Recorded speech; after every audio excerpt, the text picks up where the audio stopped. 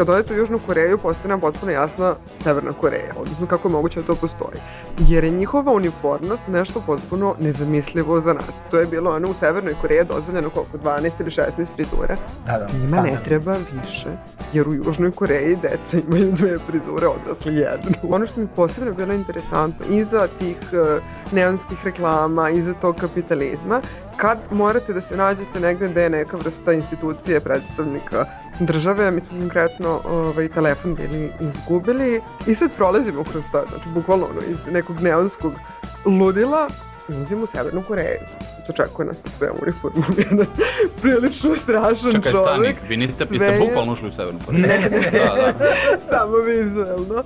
Ali to odjednom si ti u jednoj instituciji, jasno ti je šta se tu dešava i potpuno vidiš da ispod površine to jedno strašno tradicionalno društvo.